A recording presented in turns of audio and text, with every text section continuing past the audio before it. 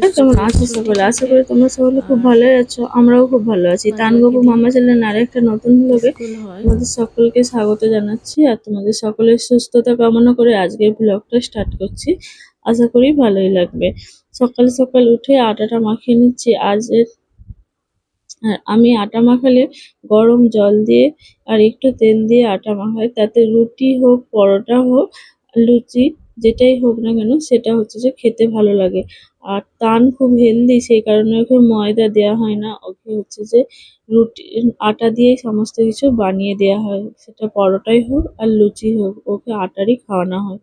ট্রেনে চলে এসেছি আর বাইরের দিকে জানলাটা খুলে দিচ্ছি, এত সুন্দর হাওয়া দিচ্ছে, মনে হচ্ছে যেন এখানে একটু বসে থাকি। কিন্তু বসে থাকলে হবে না, আজকে তানের আছে এক্সাম, ওর জন্য যে আটা মাখিয়ে নিয়েছি। এবার ঘরটাগুলো ঝাড় দিয়ে নিই, কেন কি ওকে স্কুলে পাঠাবো। আর তন্নি এখন ঘুমোচ্ছে, তন্নি যতক্ষণ ঘুমোবে ততক্ষণের মধ্যে আমাকে তাড়াহুড়ো করে কাজ ছেড়ে নিতে হবে, না হলে আর হবে না। চলো রান্নাঘরের কাজটা মিটলো, এবারে জানলা টানলা খুলে ঘরটা ঝাঁট দিই। এই ফুল গাছটা দেখতে পাচ্ছ, এটা টগর ফুলের গাছ। ফুলগুলো খুব বড় বড় হয় আর গন্ধও খুব সুন্দর, কিন্তু যখন নিয়ে এসেছিলাম তারপরে দুটো ফুল ফুটেছিল, বাদ বাকি কুড়িগুলো এরকম লাল হয়ে ঝরে যাচ্ছে। জবা গাছটার সঙ্গে নিয়ে এসেছিল। এই ফুল গাছটা আমার কাছ থেকে 120 টাকা মতো দাম নিয়েছিল। দেখছি নতুন পাতা গজাচ্ছে, মনে হয় ধরে গেছে। চলো এবারে ঝাঁটটা দিয়ে দিই। রাস্তার ধারে ঘর হওয়ার কারণে প্রচন্ড ধুলো হয়, আর ঘর নোংরা করার জন্য আমাদের তান মহারাজ তো আছেই। এবারে জামা কাপড়গুলো গুছিয়ে নিতে হবে। কালকে ওয়াশিং মেশিনে কেচে ড্রাই করিয়ে সমস্ত কিছু খাটের বাইরে মিলে দিয়েছিলাম। বাইরে মিলেছিলাম কিন্তু ভিজে গেছিলো, আবহাওয়াটা ভালো ছিল না, খুব বৃষ্টি হচ্ছিল, তার কারণে খাটের বাড়ি মিলে দিয়েছিলাম। এবারে সমস্ত কিছু গোছ করে নেবো। আজকে যেহেতু রান্না টান্না নেই আর তানের স্কুল যেতে এখনো মোটামুটি ঘন্টা খানেক বাকি আছে, ওই জন্যে আমি ভাবছি যে একটা একটা করে কাজগুলো সেরে নিই। আমাদের যে ঘর মালিক ছিল, উনি হঠাৎ করতেই রোদে সানস্ট্রোক হয়ে মারা গেছে। মাঠে কাজ করতে গিয়ে। আজকে ওনারই হচ্ছে যে ঘাট কাজ আছে, তাই ওইখানে নিমন্ত্রণ আছে, তাই খেতে যাবো। ওই জন্য রান্না টান্না করবো না, রান্না থাকলে এতক্ষণে রান্না সবজি টবজি কেটে আমি রেডি করে নিই। আজকে কিছুই করবো না, ওইখানে খেতে যাবো, তান স্কুল থেকে আসলে খেতে যাবো। ওনার বয়সও হয়ে গেছিল মোটামুটি 65-66 বছর, পেসমেকার বসানো ছিল, তবুও হচ্ছে যে মাঠে যেত। হঠাৎ করতেই স্ট্রোক হয়ে মারা গেছে। আর আমরা এখানে এসেছি এই 1 সপ্তাহ হলো। তারপর মানে হঠাৎ করে উনি যে মারা যাবেন এটাও হচ্ছে যে মানে ধারণার বাইরে ছিল আমাদের। আমরা ভাবতেই পারিনি, কারণ উনি প্রচুর স্ট্রং ছিল। একতলা থেকে 4 তলা সারাদিনে মানে অনেকবারই উঠতো, আর প্রত্যেকটা ভাড়াটের কি অসুবিধা না অসুবিধা উনিই দেখতেন। দেখলাম একটুখানি জল এসেছে নাকি, এখনো 8টা বাজেনি তাই জল দেয়নি। আর এই পাশের ছাদের বেড়ালগুলো দেখুন কি সুন্দর বসে আছে, ভাবছে যে ফটো তুলছে একটু ভালো করে বসে, একদম নড়ছেও না চড়ছেও না। আর তার পাশ থেকে তার বাচ্চাটা আবার বেরিয়ে আসছে। অনেকগুলোই বাচ্চা আছে, এই ট্যাঙ্কিটার তলায় থাকে।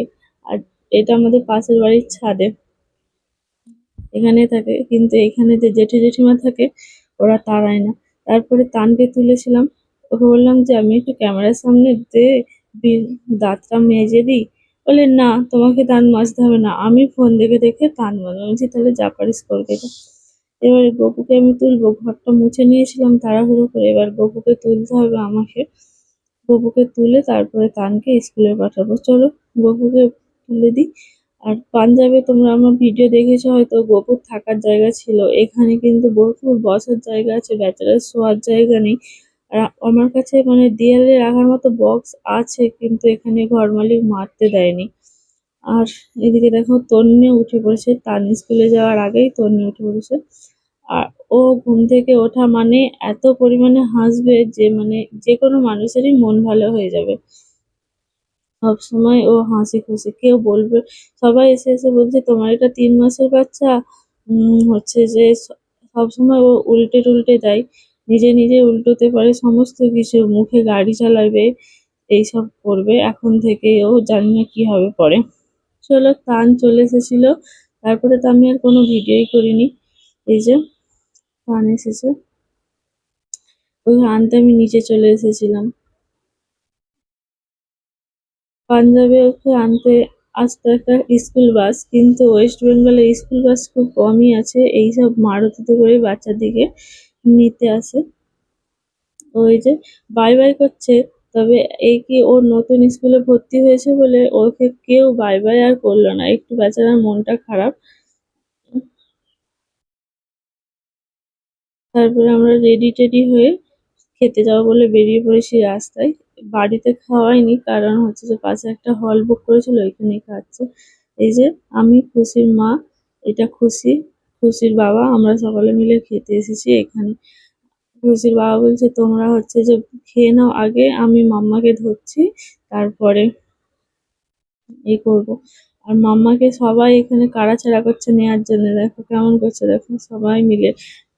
চলো আমরা তারপরে খেতে বসে গেছিলাম। আজকে যেহেতু মানে ঘাটের পরের দিন, তাই প্রথমেই শাক আর ভাত দিয়েছিল, তারপরে ডাল, আর এইটা হচ্ছে ফিশ ফিঙ্গারের মতো ছিল।